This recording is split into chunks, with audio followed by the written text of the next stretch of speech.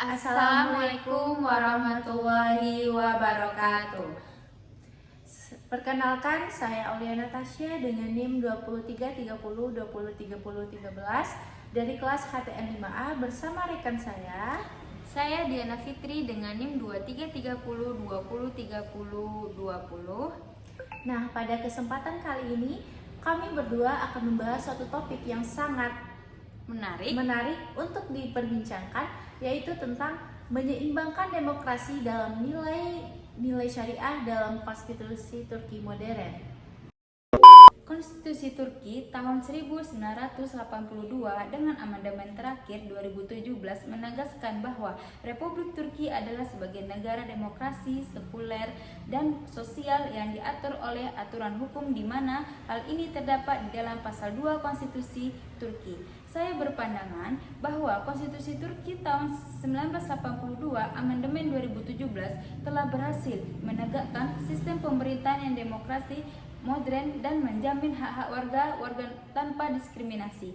Dalam fikih siasa, tujuan pemerintahan adalah menegaskan keadilan, kemaslahatan, dan mencegah kezaliman. Prinsip-prinsip tersebut sejalan dengan demokrasi konstitusional Turki yang berinteraksi pada keadilan dan hak warga negara. Sebagaimana dalam sabda Rasulullah SAW bersabda mengatakan, sebaik-baik manusia adalah yang paling bermanfaat bagi manusia lainnya.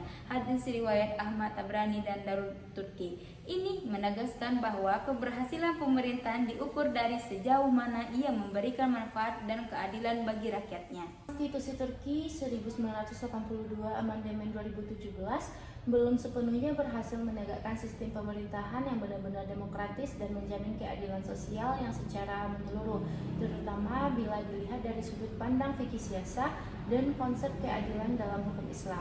Pasal 2 Konstitusi Turki memang menyatakan bahwa Republik Turki adalah negara demokrasi sekuler dan sosial yang diatur oleh aturan hukum.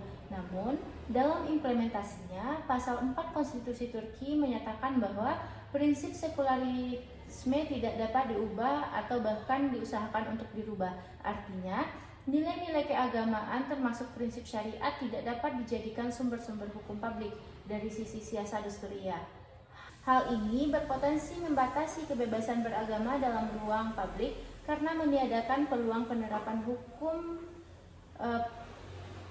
Islam dalam aspek sosial atau hukum perdata bagi masyarakat muslim mayoritas.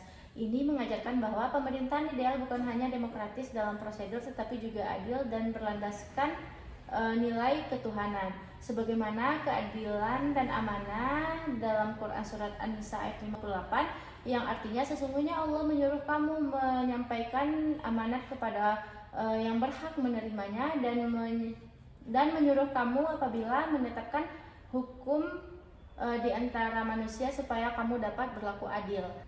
Ayat ini menegaskan bahwa hukum dan pemerintahan harus berlandaskan amanah dan keadilan yang bersumber dari Allah, bukan hanya prinsip manusiawi atau sekuler.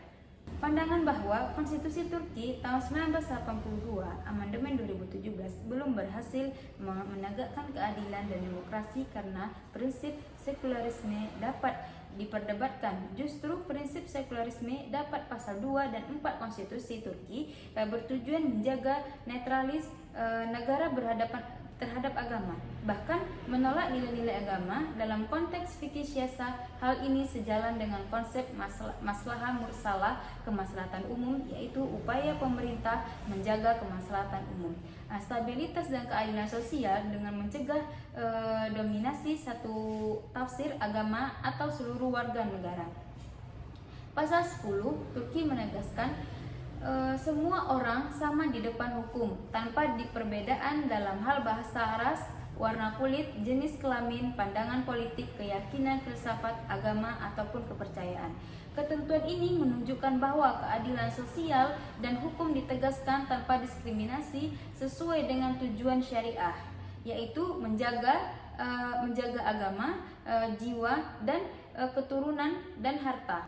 Allah Subhanahu wa taala berfirman dalam Quran surah Al-Mutahanah, artinya Allah tidak melarang kamu untuk berbuat baik dan berlaku adil terhadap orang-orang yang tidak memerangimu karena agama dan tidak mengusirmu dari negerimu. Sesungguhnya Allah menyukai orang-orang yang berlaku adil. Ayat ini menegaskan bahwa keadilan tidak bergantung pada sistem pemerintahan tertentu, tetapi pada penerapan keadilan universal dan hubungan sosial dan hukum. Maka sistem sekuler demokrasi dapat selaras dengan nilai Islam jika menegaskan keadilan, persamaan hak, dan kemaslahatan rakyat. Selain itu, hadis Rasulullah SAW bersabda, sebaik-baik pemimpin kalian adalah yang kalian cintai dan mereka mencintai kalian. Mereka mendoakan kalian dan kalian mendoakan mereka. Hadis Sahih Muslim nomor 1855. Hadis ini menunjukkan bahwa ukuran pemerintah yang baik dan bukan sekedar bentuknya Islam atau sekuler, tetapi jauh ini pemimpinnya menegakkan keadilan, melindungi rakyat, dan menciptakan kesejahteraan. Pandangan bahwa prinsip sekularisme dalam konstitusi Turki selaras dengan nilai fikih siasa Islam dapat diperdebatkan secara kritis karena sekularisme pada hakikatnya memisahkan agama dan urusan pemerintahan dan hukum. Sementara dalam Islam, agama dan pemerintahan merupakan satu kesatuan yang tidak terpisahkan. Dalam fikih siasa, pemerintahan ideal adalah yang menjadikan syariat sebagai sumber hukum dan pedoman kebijakan, bukan hanya mengedepankan nilai keadilan secara universal tanpa dasar wahyu. Sekularisme walau mengklaim netral terhadap agama justru dapat menghilangkan peran nilai-nilai syariah dalam kehidupan publik dan hukum negara.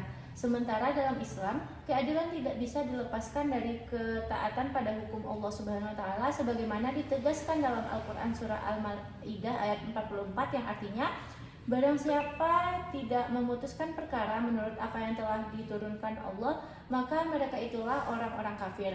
Ayat ini menunjukkan bahwa keadilan sejati dalam Islam harus bersumber dari hukum Allah Subhanahu wa taala, bukan dari rasionalitas atau sistem sekuler yang memisahkan agama dari negara. Dengan demikian, walaupun konstitusi Turki menjamin persamaan dan keadilan sosial, prinsip sekularisme tidak dapat dianggap selaras sepenuhnya dengan fikih siasah Islam karena mengabaikan prinsip dasar bahwa Allah adalah Al-Hakim, yaitu pemegang kekuasaan tertinggi, dan syariat adalah sumber hukum utama dan keadilan. Sekian diskusi kami pada kesempatan kali ini. Jika ada kata-kata kami yang tidak terletak pada tempatnya, kami mohon maaf. Kami akhiri dengan Assalamualaikum warahmatullahi wabarakatuh.